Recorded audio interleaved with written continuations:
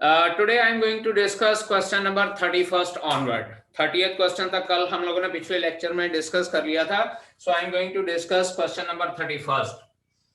Now 31st question was fx is equals to 31st question was fx is equals to x square minus x plus 1, and it is given that show that this function is neither increasing nor decreasing, neither increasing nor decreasing in the interval 0 to 1, closed interval 0 to 1.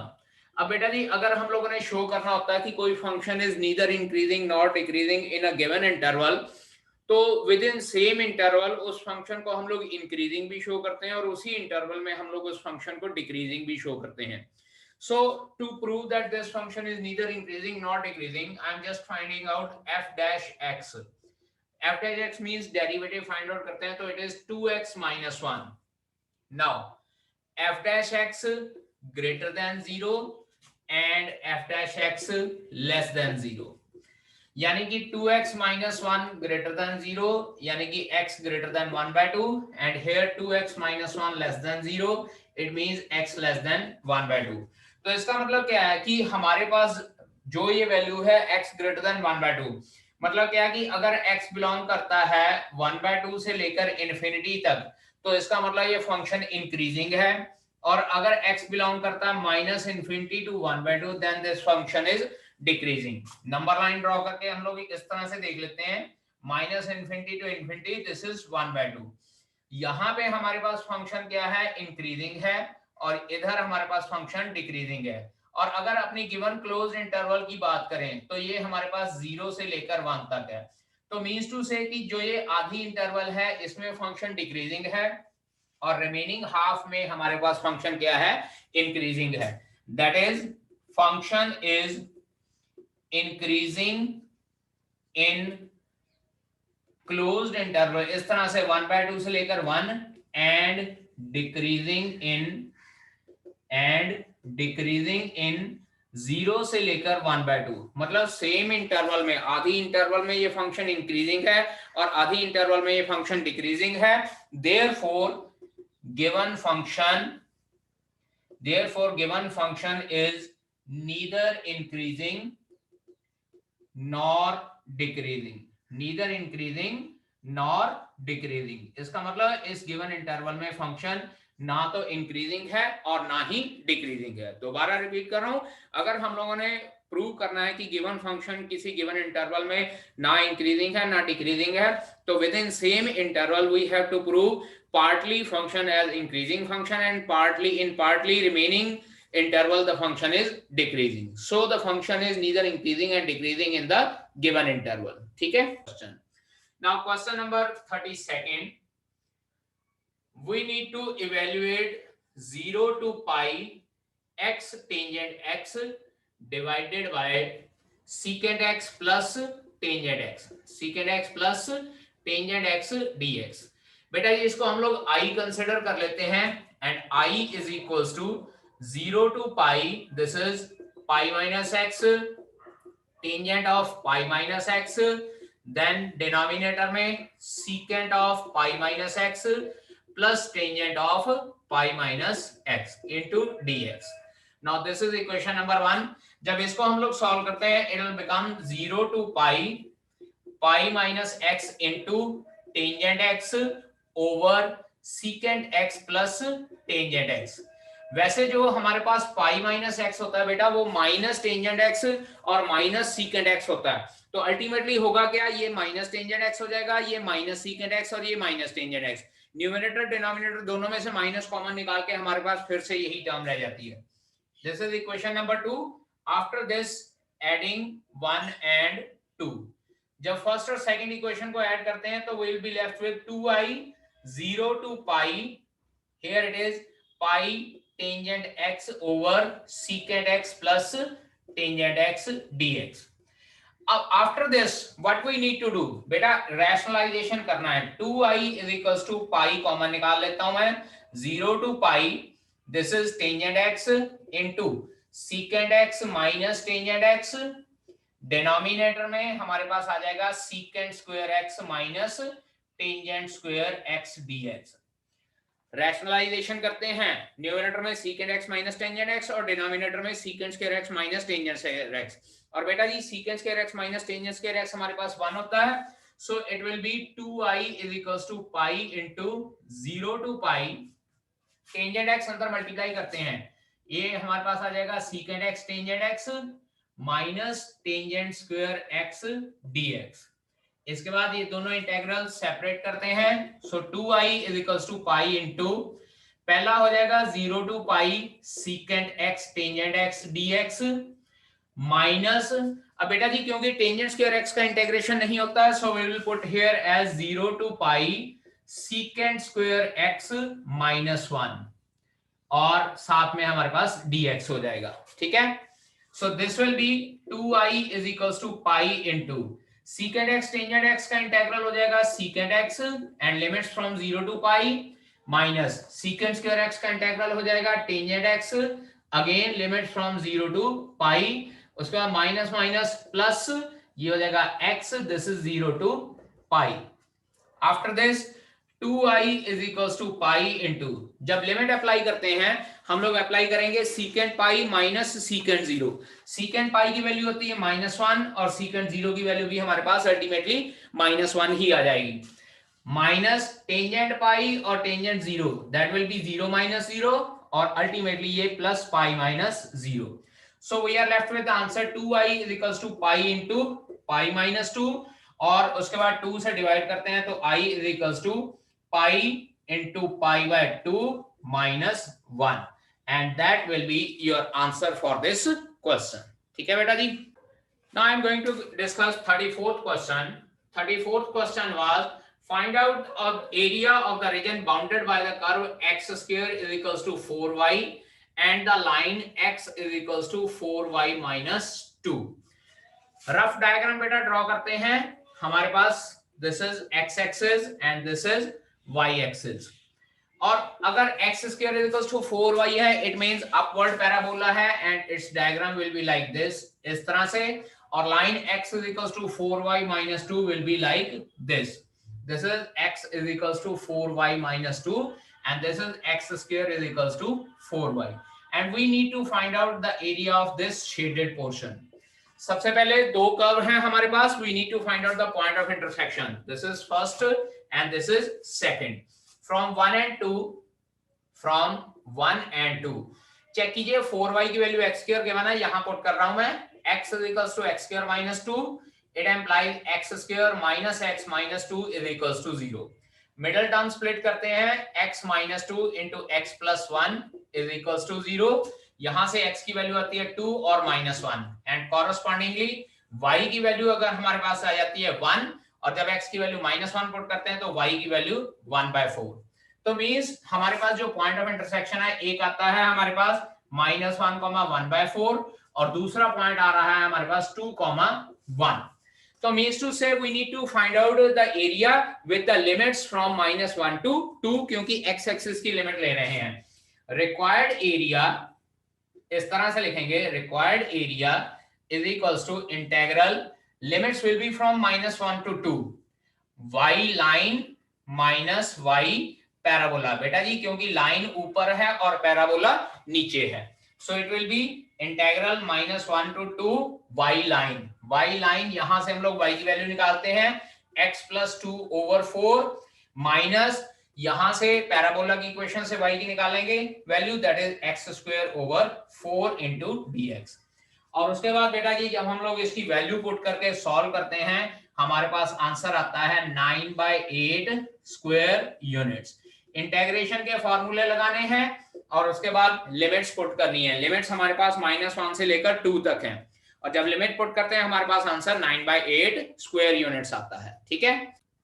Now question number 35th, solve the differential equation dy by dx is equals to e raised power x into sin square x plus sin 2x divided by y into 2 log y plus 1। बेटा जी ये variable separable वाली form है, तो हम लोग variable separate करेंगे. So will get here 2 log 2y log y plus y into dy is equals to e raised power x into sin square x plus sin 2x into dx. ठीक है जी. अब variable separate हो गए हैं, so next step is integration both side या integrating both side. Integrating both sides, दोनों side पे हम लोगों ने इंटेग्रेट करना है. और जब दोनों साइड पे इंटेग्रेट किया तो तब जी हमारे पास इस तरह से बनता है. एक बनता है 2 into y log y dy plus integral y dy is equals to integral e raised power x into sin square x plus sin 2x into dx. ठीक है जी. वेरिएबल सेपरेट कर दिया और सेपरेट वेरिएबल करने के बाद हम लोग इंटीग्रेशन करते हैं. यहां पे हम लोग आइलेट का फॉर्मूला लगाएंगे. आइलेट का फॉर्मूला इसलिए बेटा जी क्योंकि हमारे पास दो फंक्शंस की मल्टीप्लिकेशन है और आइलेट के accordingly logarithmic function will be the first function and y will be the second function क्योंकि algebraic function है. So 2 into हाँ जी first as it is into integral of second minus integral of derivative of first into integral of second plus y का integral y square by 2 और इधर. Now see here beta ji this is the form e raised power x into fx plus f dash x. sin square x का derivative हमारे पास होता है 2 sin x cos x और that is the formula of sin 2x. तो यहाँ पे मैं direct answer लिख रहा हूँ it is e raised power x into sin square x plus c. Formula कौन सा लगा रहे हैं? Integral e raised power x into fx plus f dash x dx और उसका आंसर हमारे पास होता है e raised power x into fx plus c. अब इस साइड पे हम लोग सॉल्व करते हैं. ये y और y स्क्वायर कैंसिल आउट हो जाएगा. 2 अंदर मल्टीप्लाई करते हैं. It will B y square into log of y minus integral y dy plus y square by 2. ये 2 अंदर मल्टीप्लाई होएगा तो इस 2 के साथ कैंसिल आउट हो जाएगा. This is equals to e raised power x sin square x plus c.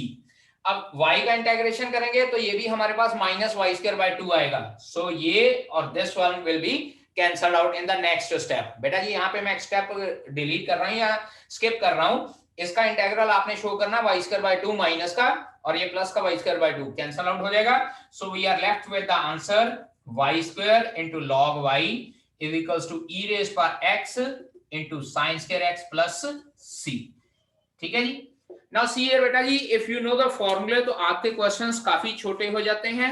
अगर आप फॉर्मूला नहीं याद आते हैं तो आपको क्वेश्चंस फिर बड़े हो जाएंगे. अब यहाँ पे मैं फॉर्मूला लगा रहा हूँ e raised power x into fx plus f dash x. जिन स्टूडेंट्स को फॉर्मूला नहीं आता उन्होंने इन दोनों को मल्टीप्लाई किया, उसके बाद इन दोनों को मल्टीप्लाई किया और दोनों के ऊपर इंटीग्रेशन बाय पार्ट्स लगाया है. That will be quite lengthy method. 36 question. Solve the system of equations. First one was x minus y plus z is equals to 4. Second equation was x minus 2y minus 2z is equals to 9. Third one is 2x plus y plus 3z is equals to 1. अब बेटा जी साथ में मैंने and में लिखा हुआ था using matrix method. अगर स्टूडेंट्स मैट्रिक्स मेथड नहीं लगाते हैं तो कोई मार्क नहीं मिलेगा बेटा. कई स्टूडेंट्स ने इन इक्वेशन को as it is plus minus करके सॉल्व करना शुरू कर दिया था. That will not serve the purpose. You have to apply matrix method. अब मैट्रिक्स मेथड के साथ इसको अगर कंपेयर करते हैं तो कैपिटल ए की वैल्यू आती है हमारे पास 1 minus 1 1 1 minus 2 minus 2 and then 2 1 and 3 means to say x y z के कोफिशिएंट्स जो हैं those will act as capital A. उसके बाद capital X will be X Y Z and after that हमारे पास एक B मैट्रिक्स आता है जो इक्वालिटी के दूसरी साइड होता है. that is 4 9 and 1. अब मैट्रिक्स मेथड है. सबसे पहले आप लोगों ने डिटर्मिनेंट A फाइंड आउट करना है. जब डिटर्मिनेंट A फाइंड आउट करते हैं तो ये हमारे पास आता है 8 which is not equals to 0 और अगर 8 is not equals to 0 therefore inverse exists. Therefore inverse exists. और उसके बाद जब हम लोग इनवर्स फाइंड आउट करते हैं बेटा G capital A is equals to A inverse such A inverse is equals to 1 by determinant A into adjoint A का फॉर्मूला होता है, and that will be equals to 1/8। और बेटा जब एडजॉइंट ए फाइंड आउट करते हैं हमारे पास आया था -4 4 4, then -7 1 3, and after that 5 -3 and -1। और उसके बाद by matrix method capital X is equals to A inverse into B, means to से capital X is equals to 1/8 -4 4 4 -7 1 3 5 -3 and -1, और इसको मल्टीप्लाई किया था B के साथ 4 9 एंड 1 4 9 एंड 1। ठीक है जी।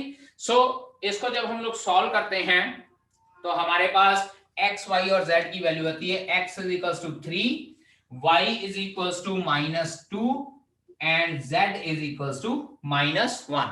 सिंपल अलजेब्रिक इसकी मैट्रिक्स मल्टीप्लिकेशन करनी है, और उसके बाद इधर कैपिटल X, क्योंकि कैपिटल X हमारे पास मैट्रिक्स x y z की फॉर्म में थी, and if the two matrices are equal तो कॉरस्पॉन्डिंग एलिमेंट्स इक्वल आ जाते हैं, तो उसके अकॉर्डिंगली x की वैल्यू 3, y की वैल्यू -2 और z की वैल्यू -1 आती है। ठीक है।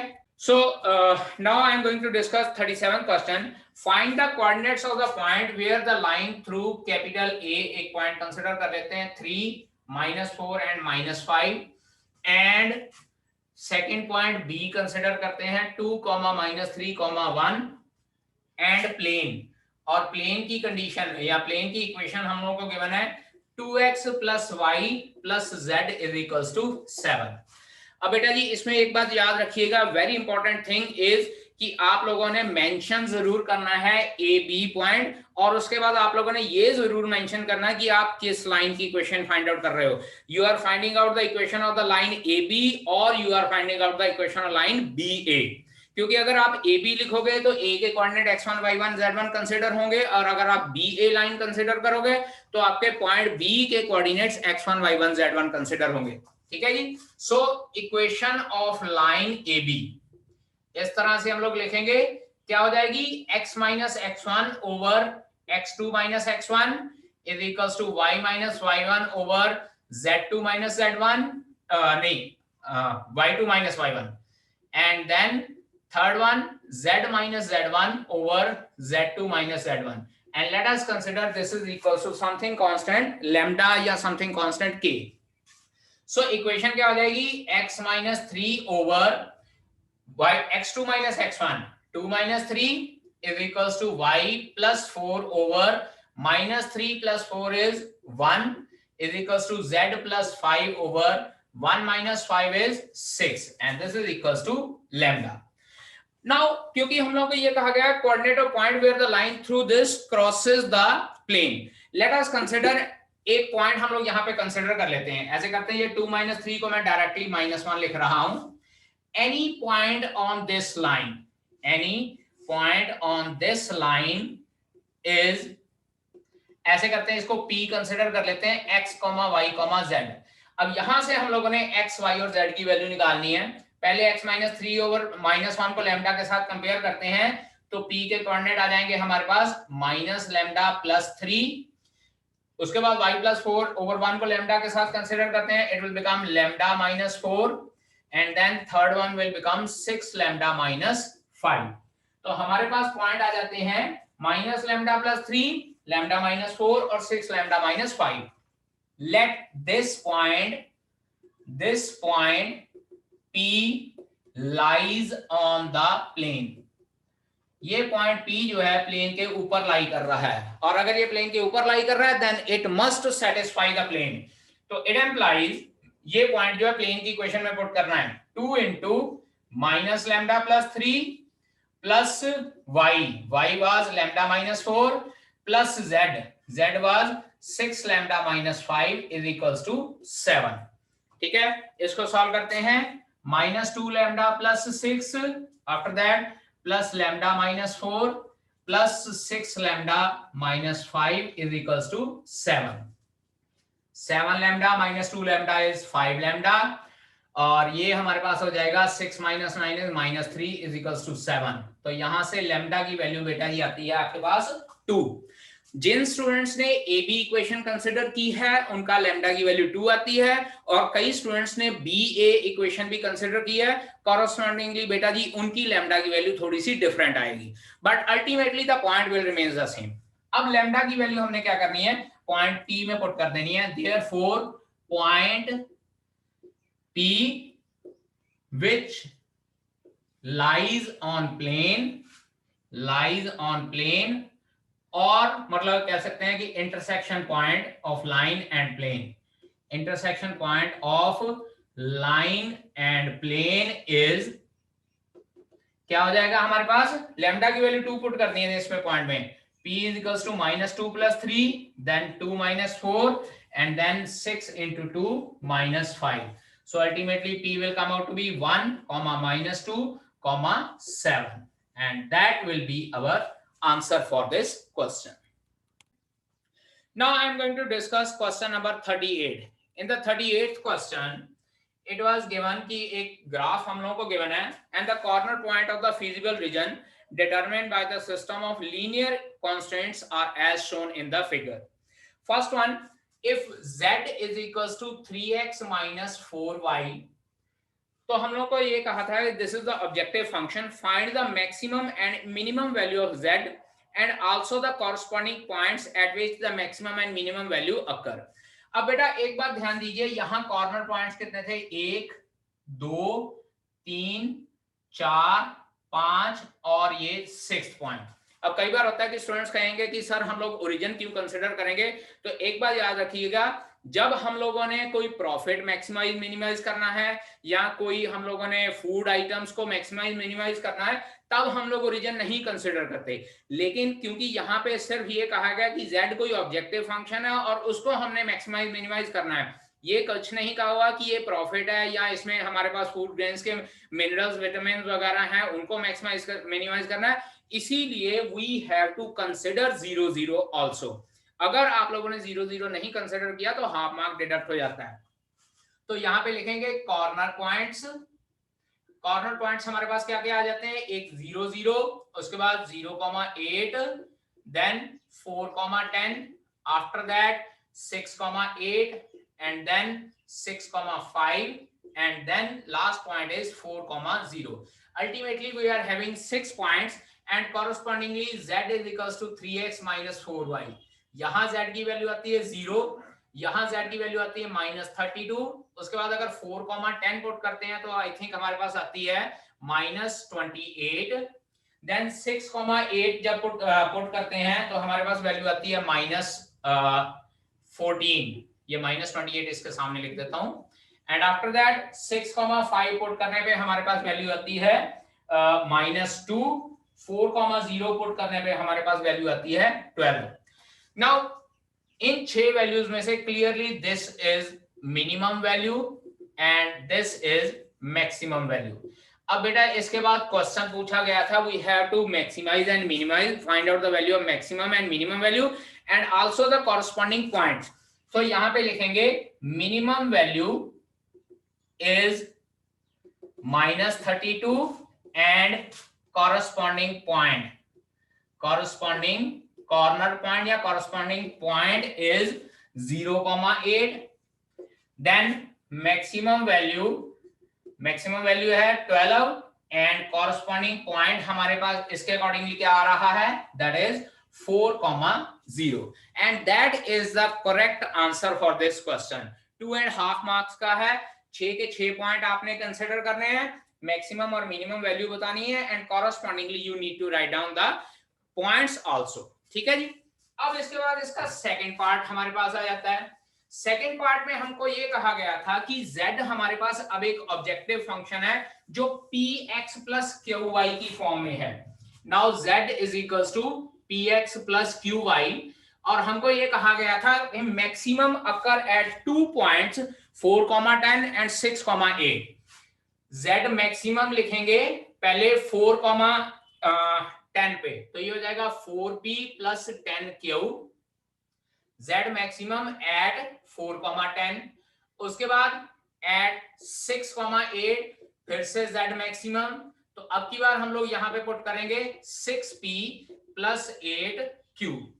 अब क्योंकि बेटा मैक्सिमम कहा हुआ है तो मैक्सिमम तो सिर्फ एक ही वैल्यू होगी, तो हम लोग ये कह सकते हैं कि 4p plus 10q will be equals to 6p plus 8q.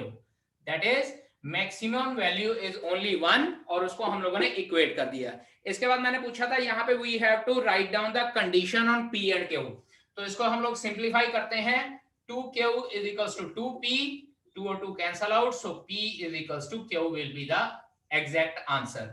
और कई स्टूडेंट्स ने क्या किया है, जो पिछले पार्ट में z is equals to 3x plus 4y या minus 4y गिवन था उसमें ये वैल्यूज पुट करनी शुरू कर दी हैं। दैट इज क्वाइट रॉन्ग, क्योंकि अब आपको z अलग से दिया हुआ है, you need to find out the different values according to the given points. इसके बाद इसका सेकंड पार्ट पूछा था also mention the number of optimal solution, तो इसके बाद एक और पॉइंट लिखना था number of optimal solutions, optimal solutions are infinite. क्योंकि मैंने पहले भी बताया कि अगर हमारे पास दो पॉइंट्स के ऊपर मैक्सिमम वैल्यू लाई करती है तो इसका मतलब वो मैक्सिमम वैल्यू उन दोनों पॉइंट को ज्वाइन करने वाली सारी की सारी लाइन के ऊपर लाई करती हैं, और सारी लाइन के ऊपर हमेशा हमारे पास इनफाइनाइट पॉइंट्स होते हैं। So it's answer is number of optimal solutions are infinite. ठीक है पुत्र जी।